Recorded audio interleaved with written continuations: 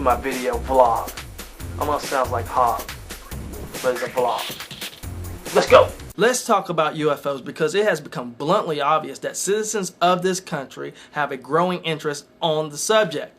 Just recently in Manhattan, New York, you had this big massive sighting where you had dozens of people looking up at the sky, pointing at these objects hovering over the city. Now, they even called the local airport to see if they knew anything about it, but they said nothing showed up on their radar. But yet, you had these objects floating over the city. This is a very interesting story, and I'd like to see how it develops. When it comes to the subject of UFOs, our national media is a complete and utter joke. I'm talking about CNN, MSNBC, Fox News.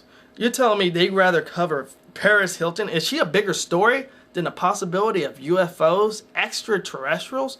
When you have high-ranking government officials claiming to see UFOs, you have astronauts that said they have seen UFOs, but when you finally decide to do a story on this stuff, you always enter the story segment with the freaking theme from X-Files, and you make a total mockery of your guest on the show. You don't even give them proper airtime. You cut them off at every sentence, and it just seems like there's just some type of boycott against the UFO subject, and I'd really like to know what's going on. Another story our national media failed to cover properly was what was up with this UFO over in China that hovered over a commercial airport, where they had to shut it down for over an hour and reroute 17 planes because they didn't want them to crash into the damn thing.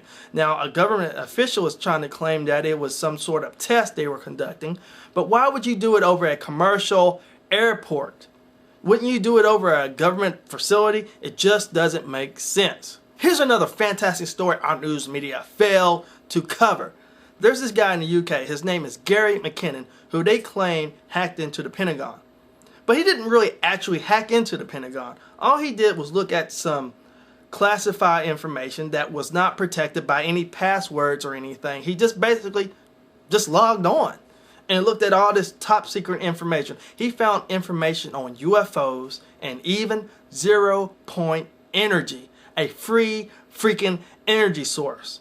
So our government wants to expedite him from the UK over to America, and they want to put him in prison for 60 years. Basically just locking him up and throwing away the key. Now, he even mentioned something about non-terrestrial personnel. I don't know exactly if that's meaning what I think it means, but if it is, fascinating nonetheless. There's a link down at the bottom to an interview, and he talks about some of the information, only the stuff he can talk about.